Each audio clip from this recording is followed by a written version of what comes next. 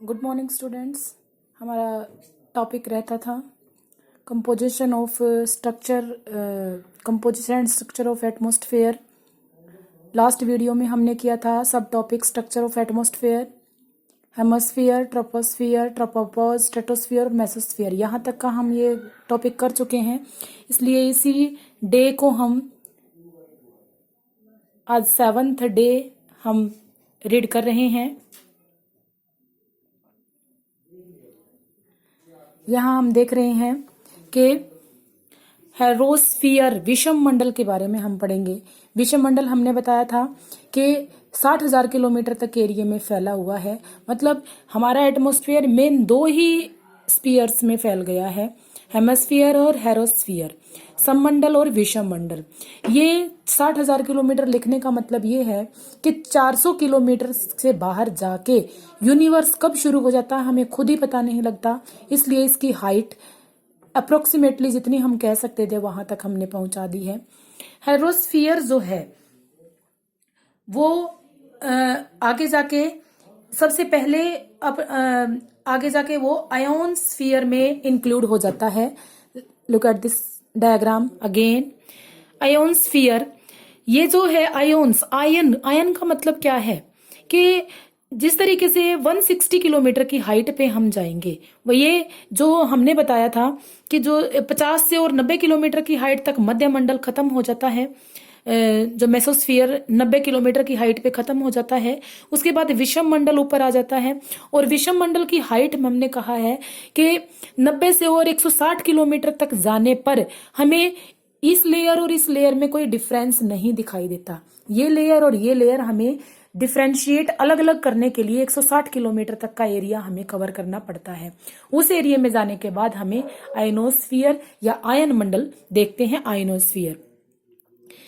इसके अंदर छोटी छोटी जो केमिकल रिएक्शन जो होते हैं, केमिकल रिएक्शन जैसे ऑक्सीजन से ऑक्साइड का बनना, कार्बन से कार्बन डाइऑक्साइड का बनना, मीथेन से मीथेन डाइऑक्साइड का बनना, मतलब जितने भी ऑक्साइड बनेंगे, ऑक्साइड का मतलब क्या है, ये कभी भी केमिकल रिएक्शन जब भी किसी लेयर्स का होगा तो वो आयन मंडल में जाके बनाएंगे।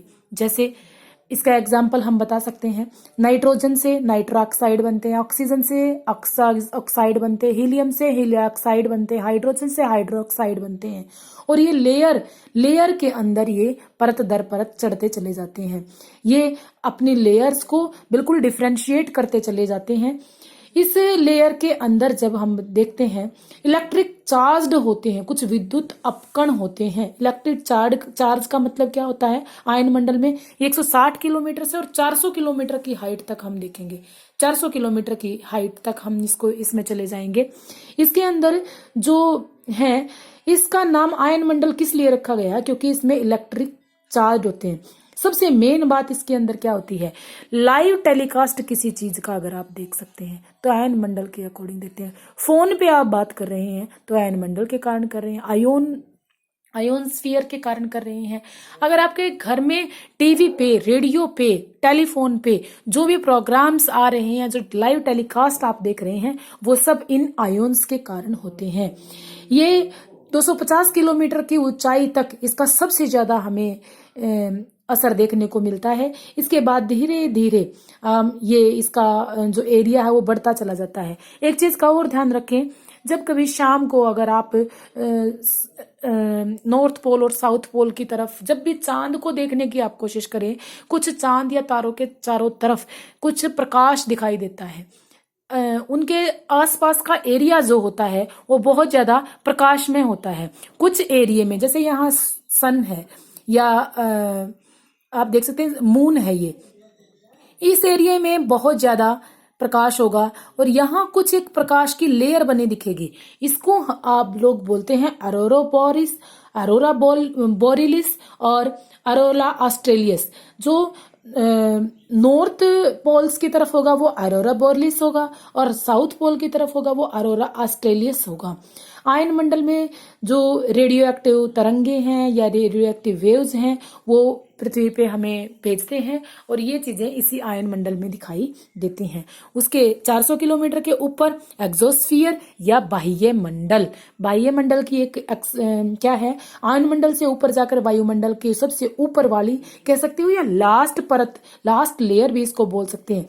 यहाँ एयर जो होगी वो बिल्कुल कम मिलेगी, एयर बहुत कम होगी और धीरे धीरे एयरलेस यूनिवर्स या जहाँ पे एयर प्रेजेंट नहीं है उसमें हम जाके मिल जाते हैं। ये लेयर यहाँ कब इसमें मिल जाती है हमें खुद ही पता नहीं लगता।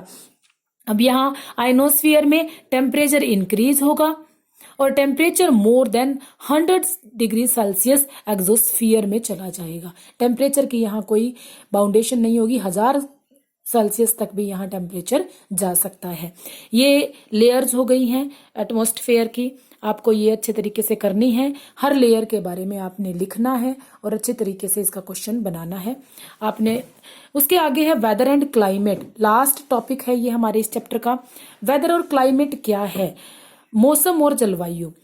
The main elements of atmosphere which are सब to change and which influence human life, जो ह्यूमन लाइफ को इन्फ्लुएंस या प्रभावित करते हैं, अर्थ पे क्या करते हैं, temperature, pressure, winds, humidity, clouds and the precipitation मतलब वर्षा।